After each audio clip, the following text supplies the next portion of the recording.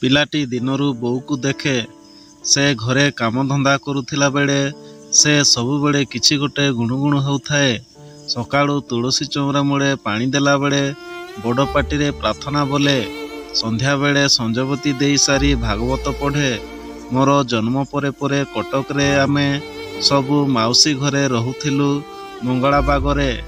ମୋ ମାଉସୀ ଘର ଠାକୁରବାଡ଼ି ମଠରେ ରାଧା କୃଷ୍ଣଙ୍କ ମନ୍ଦିର। ସେଠାରେ ପୂଜା ପାଆନ୍ତି ରାଧାକୃଷ୍ଣ ମୁଗୁନି ପଥରର ମୂର୍ତ୍ତି, ରାଧାମୋହନଙ୍କର ପିତ୍ତଳ ବିଜେ ପ୍ରତିମା ଏବଂ ଜୀବନ୍ତ ଶାଳଗ୍ରାମ କେତୋଟି। ସେଇଠି ସନ୍ଧ୍ୟା ଆରତି ପରେ ସବୁଦିନେ ପୁରାଣ ପଢ଼ା ହୁଏ। ମୋ ବୋଉ ସବୁଦିନେ ସେଇଠି ପୁରାଣ ପଢ଼େ। ମାଉସୀର ଶ୍ୱଶୁର ଖୁବ୍ ସ୍ନେହ କରନ୍ତି ମୋ ବୋଉକୁ। ତାର ପୁରାଣ ପଢ଼ାକୁ ଖୁବ୍ ପସନ୍ଦ କରନ୍ତି। ମୋ ବୋଉ ଖୋର୍ଦ୍ଧା ଜଟଣୀର ପାଇକ ସର୍ଦ୍ଦାର ମଙ୍ଗରାଜ ଘର ଝିଅ। ପରାଧୀନ ଭାରତରେ ଜନ୍ମ ନେଇଥିବା ହେତୁ ସେ ସମୟର ଚଳଣି ଅନୁସାରେ ପଞ୍ଚମ ଶ୍ରେଣୀ ଯାଏଁ ପଢ଼ିବା ପରେ ଆଉ ସ୍କୁଲକୁ ଯାଇ ପାରିନଥିଲା। କିନ୍ତୁ ତାର ପାଠପଢ଼ାରେ ଖୁବ୍ ଆଗ୍ରହ ଥିଲା। ମୋ ଅଜା ବାସୁଦେବ ମଙ୍ଗରାଜ ଜଣେ ପକ୍କା କୀର୍ତ୍ତନୀୟ ଥିଲେ। ମର୍ଦ୍ଦଳ ବାଦନରେ ତାଙ୍କ ନାଁ ଡାକ ଥିଲା ସେ ଖଣ୍ଡମଣ୍ଡଳରେ। ବୋଉ କହେ ଅଜାଙ୍କ କୀର୍ତ୍ତନ ଶୁଣି ଶୁଣି ସେ ଭଜନ, ଜଣାଣ ଛାନ୍ଦ, ଚମ୍ପୁ ସବୁ ଶିଖି ଯାଇଥିଲା। ସେ ସମୟରେ 11 ବର୍ଷରେ ତାର ବାହାଘର ହୋଇଥିଲା। ସେ 13 ବର୍ଷରେ ଶାଶୁଘରକୁ ଆସିଲା। ପାଠ ପଢ଼ିବା ପାଇଁ ଇଚ୍ଛା ଥିଲେ ମଧ୍ୟ ପ୍ରତିକୂଳ ପରିବେଶ ହେତୁ ଆଉ ପଢ଼ି ପାରିଲାନି। ମୋ ବାବା କଟକରେ ଚାକିରି କରୁଥିଲେ। ଆଉ ମୋ ବୋଉର ଆଗ୍ରହ ଦେଖି ତାର ଅନୁରୋଧ ରଖି ତାକୁ କଟକରୁ ବହିପତ୍ର କିଣି ନେଇ ପଢ଼ିବାକୁ ଦେଉଥିଲେ। ସେଇ ମଧ୍ୟରେ ଅନେକ ଗୁଡ଼ିଏ ପୁରାଣ କାବ୍ୟ, ପୁରାଣ ଗ୍ରନ୍ଥାବଳୀ ପଢ଼ି ସାରିଥିଲା ମୋ ବୋଉ। ଉତ୍ତରାଧିକାରୀ ସୂତ୍ରରେ ଅଜାଙ୍କ ପାଖରୁ ତାକୁ ମିଳିଥିଲା ସୁନ୍ଦର କଣ୍ଠସ୍ୱର। ସେ ପୁରାଣ ବୋଲିଲେ ଅନେକ ଲୋକ ରୁଣ୍ଡ ହୋଇ ଶୁଣୁଥିଲେ। ମୋ ବୋଉ ସେସବୁ ପୁରାଣର ବ୍ୟାଖ୍ୟା କରି ଶୁଣାଉଥିଲା ସେମାନଙ୍କୁ। ଗୋଟିଏ ପୁରାଣର ସେଟ୍ ପଢ଼ା ସରିଗଲେ ଆଉ ଗୋଟିଏ ପୁରାଣର ଆରମ୍ଭ ହେଉଥିଲା। ମୋର ମନେ ପଡ଼ୁଛି ଦାଣ୍ଡି ରାମାୟଣ, ସାରଳା ଦାସଙ୍କ ମହାଭାରତ, ପଦ୍ମପୁରାଣ, ବ୍ରହ୍ମ ବୈବର୍ତ ପୁରାଣ, ମାର୍କଣ୍ଡେୟ ପୁରାଣ ଇତ୍ୟାଦି ଇତ୍ୟାଦି ଅନେକ ପୁରାଣ ରହିଥିଲା ସେ ମଠରେ। ସବୁ ପଢ଼ୁଥିଲା ମୋ ବୋଉ। ସମସ୍ତେ ଭୁରି ଭୁରି ପ୍ରଶଂସା କରୁଥିଲେ ମୋ ବୋଉକୁ।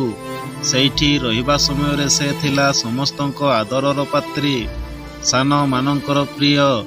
ରେଖା ଦେଇ ବଡ଼ମାନଙ୍କର ଝିଅ ଏବଂ ପିଲାମାନଙ୍କର ଆଦରର ରେଖା ମାଉସୀ।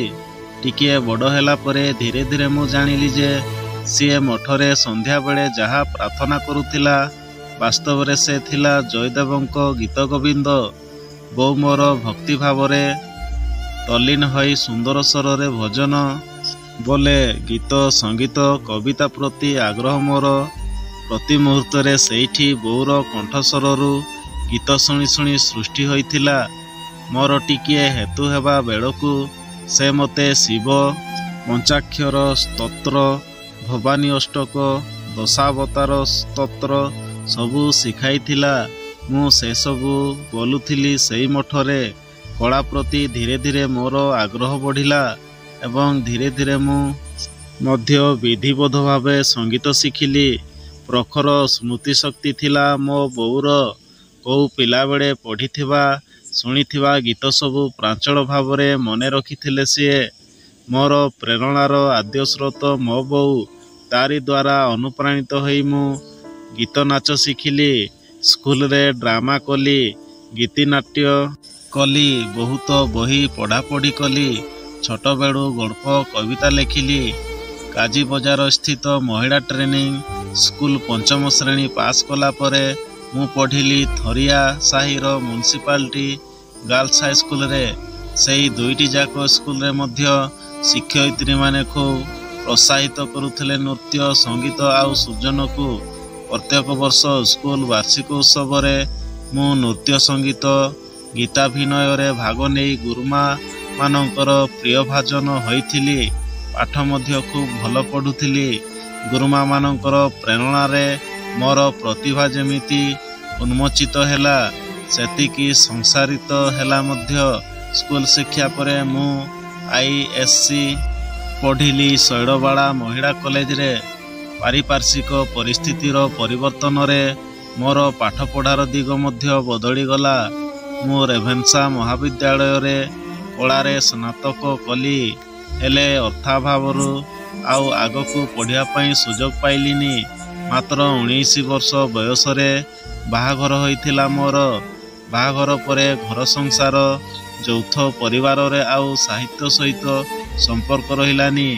झीलटीए जन्म हेबार 2 वर्ष परे परिस्थिति चक्र रे पड़ी चाकरी कली।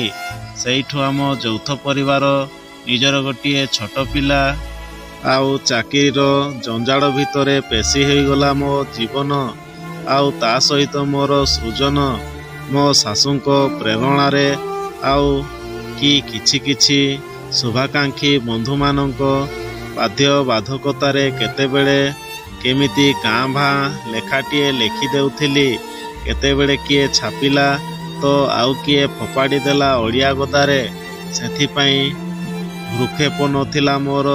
मुख्य थिला मो घर संसार, मोर संतान मानंकर भविष्यत, मो जीवन आउ जीविका। तापरे आउ 2टी पुओ जन्म हेले, सेमानंको लालन पालन पाठ पढ़ा जंजाल मध्य बढ़िला। पिलाए टिकिए बड़ हेला बेड़कू आम परिवार उपरे अनेक झड़ झंझा बहीगला। किछि आपणार मनीषंकु हराइली दुरारोग्य व्याधि रे। सेई समय रे बो मोर भयावह कर्कट रोग सहित लड़ी लड़ी कौनसी मते बंचीगला सिना, सबुदिन पाई विकलांग होइगला। गोटिए पटरे माटी को हराई ताकू सेवा करू करू मु निजे आक्रांत होई पड़िली। आंठुगांठी बातरे धीरे धीरे सेई रोग बढ़ी बढ़ी मु संपूर्ण चल शक्ति हराइली। शारीरिक असुस्थता भितरे मो लेखनी रे अळंधु लागिगला। साहित्य ठारू संपूर्ण दूरेई गली किछि समय पई। दीर्घ दिनर असुस्थता भोगिबा परे मोर 2टी जाक आंठू प्रतिरोपण हेला बांगालोरर एक बड़ हॉस्पिटल रे। तापरे कौनसी मते धीरे सुस्थे साधारण जीवन को फेरिली। पुणी थरे सेई संसार आउ चाकरी रे बांधी होई पड़िली। प्रकृतरे मोर सृजनशीलतार द्वितीय अध्ययन आरंभ हेला। चाकरीरू अवसर नेवा परे मोर पिलामानंको प्रेरणा मो भितरर सृजनशील मनीषकू उच्छन्न कला। पुणी थरे अंटा सड़खी ठिया हेबा पई मु साहस करी पाद बढ़ाइली आगकू आगकू। मोर सृष्टिमान राज्यर अनेक प्रतिष्ठित संवादपत्र अनेक पत्रिका मानकरे प्रकाशित होईछि। पाठक मानंको स्नेह श्रद्धा मते आहुरी अधिक लेखिबा पई प्रोत्साहित करिछि। मोर लेखाकू अधिक मार्जित करिछि। एहा मो प्रति मोर बाबा बोऊ एवं मो सासू सर्वोपरि एहा परमेश्वरंकर आशीर्वाद बोली मु मने करे। किछि किछि साहित्य अनुष्ठान माने मध्य सम्मानित करिछंती मोर प्रतिभाकू। सेमानंको पाखरे मु ऋणी।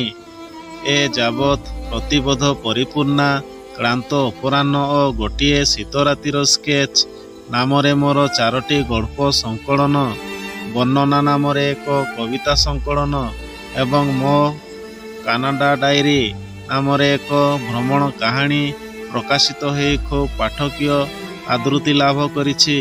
आहुरी केतोटी पांडुलिपि प्रकाश अपेक्षारे अछि। एबे निरलारे बसिले सेई सबु कथा खूब मने पड़े। एबे भी मोर मने हुए एई मात्र आरंभ होइछि मोर साहित्य जीवन। आहुरी अनेक बाट जीवाकू अछि। आहुरी अनेक किछि शिखिबार अछि। एबे एबे तो मु उडाण आरंभ करिछि अनंत आकाश बुकुरे। बंधुगण, कहानीटी जदि भल लागिला ताले लाइक सब्सक्राइब करी बेल आइकन को निश्चय दबाइबे। धन्यवाद।